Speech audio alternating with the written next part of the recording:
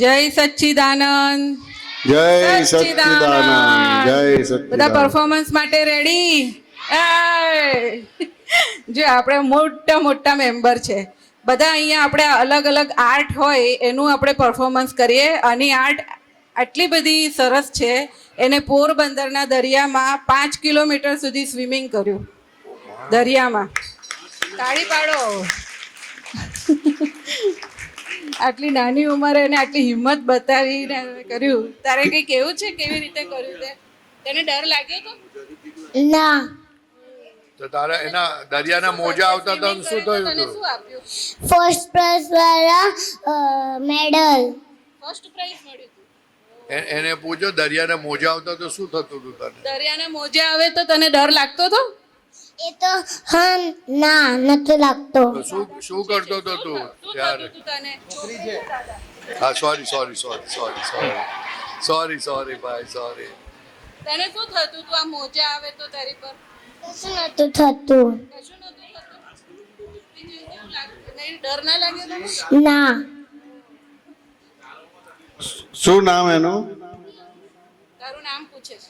Arushi banker. Arushi banker. Arushi banker એટલે પૈસા આપવા આવી છે તું બધાને? ના that's good. Very good. Clap for him. બધા તાળી પાડો અને બધા પછી આ પૂરું થયા પછી એની પાસે જેને તરતા ના આવડતું હોય તેના આશીર્વાદ લેજો. Very good. વેરી નાઇસ બેટા. Very nice. સચ્ચિદાનંદ. દાદાને પગે લાગીને જા. જનાબેન પગે લાગીને. આ દાદાના માથે તો હાથ મૂકવાનું છે. દાદાને આવડતું નથી તરતા. સચ્ચિદાનંદ.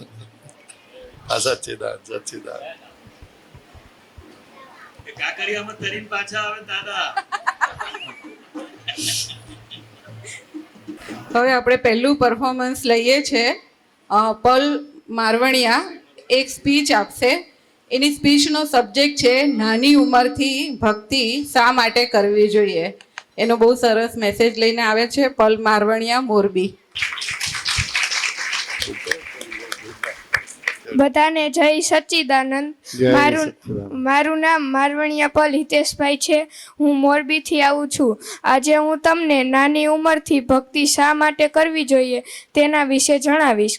ઘણા લોકો કહે છે હવે તો મજા કરવાની ઉંમર છે, ભક્તિ તો વૃદ્ધાવસ્થામાં કરી લઈશું.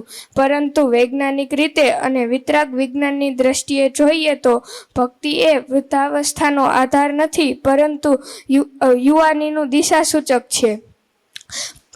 એક છોડ જ્યારે નાનું હોય ત્યારે તેને જેમ વાળવું હોય તેમ વાળી શકાય છે, પરંતુ તે નાનું છોડ જ્યારે એક મોટું વૃક્ષ બની જાય પછી તેને વાળવું મુશ્કેલ છે. એ જ રીતે નાની ઉંમરમાં મન, સ્વભાવ અને વિચારોને સારા માર્ગે વાળવા સરળ હોય છે. વિજ્ઞાન પણ કહે છે બાળપણ અને યુવાનીમાં આપણું મગજ ખૂબ ઝડપથી વિકસતું હોય છે. તેથી તે સમયે જે ટેવો, વિચારો અને સંસ્કારો પડે છે તે આખા જીવન પર અસર કરે છે. જો નાની ઉંમરથી મોબાઈલ, ગુસ્સો, ઈર્ષા, તુલના અને નકારાત્મકતા મનમાં ભરાશે તો જીવનમાં અશાંતિ વધશે. પરંતુ જો નાની ઉંમરથી ભક્તિ, પ્રાર્થના, સારા વિચારો અને આત્મજાગૃતિ આવશે તો મન શાંત, સ્થિર અને શક્તિશાળી બનશે. ભક્તિનો અર્થ માત્ર ગીત ગાવું કે માળા ફેરવવી નથી, પરંતુ ભક્તિ એટલે પોતાના અંદરના શુદ્ધાત્મા તરફ વળવું. ભક્તિ એટલે અહંકાર ઓગાળવો, કૃતજ્ઞતા લાવવી અને અંદરની શાંતિ અનુભવવી. જેમ મોબાઈલને રોજ ચાર્જ કરવો પડે એ જ રીતે આત્માને પણ રોજ ભક્તિથી ચાર્જ કરવો પડે.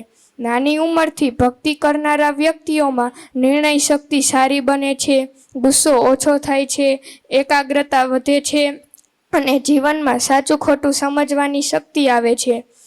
ઉદાહરણ તરીકે 2 વિદ્યાર્થીઓ છે. એક વિદ્યાર્થી મોબાઈલ, ગેમ્સ, રીલ્સ અને કમ્પેરિઝનમાં દિવસ વિતાવે છે. બીજો વિદ્યાર્થી રોજ સવારે 10 મિનિટ પ્રાર્થના કરે છે, થોડું ધ્યાન કરે છે અને હું શુદ્ધાત્મા છું તેવો ભાવ કરે છે. બંનેની બહારની સ્કૂલ તો એક જ છે, પરંતુ અંદરની સ્થિતિ અલગ અલગ. પહેલો વિદ્યાર્થી નાના નાના મુદ્દે સ્ટ્રેસ લઈ લે છે, જ્યારે બીજો વિદ્યાર્થી મુશ્કેલીઓમાં પણ સ્થિર રહે છે, કારણ કે ભક્તિ મનને સેન્ટર્ડ બનાવી રાખે છે. આજના સમયમાં બહારનો અવાજ ખૂબ છે, પરંતુ ભક્તિ આપણને અંદરનો અવાજ સાંભળતા શીખવે છે. તેથી ભક્તિ એ વૃદ્ધાવસ્થાની લાકડી નથી, પરંતુ આખા જીવનને સુંદર બનાવવાનો પાયો છે. ભક્તિનો અર્થ ભક્તિ એટલે દુનિયા છોડવી નહીં. ભક્તિ એટલે દુનિયા છોડવી નહીં, પરંતુ દુનિયામાં રહીને પોતાને ખોવાઈ જવા ન દેવું. ચાલો આજે આપણે નક્કી કરીએ કે દિવસના થોડા મિનિટ પણ હોય તો પણ આત્માને યાદ કરવાના, પ્રાર્થના કરવાના અને જીવનમાં સારા વિચારો લાવવાના પ્રયત્નો કરીશું, કારણ કે નાની ઉંમરથી કરેલી ભક્તિ આખા જીવનને પ્રકાશિત કરી શકે છે. જય સચ્ચિદાનંદ. તાલી જય સચ્ચિદાનંદ. તાલી તાલી તાલી. અદ્ભુત સબ્જેક્ટ, અદ્ભુત અદ્ભુત. કહેવું પડે. મોટામાં તો માણસો ના સમજી શકે તેવું તે વાત કરી નાખી. તારી ઉંમર કેટલી થઈ? પલ તારી ઉંમર 13 વર્ષ. 13 વર્ષ કે 93 વર્ષ છે? 13. હા, 93 વર્ષ વાળા આવું બોલે છે. સારું સારું, સરસ, બહુ સરસ. બહુ સરસ.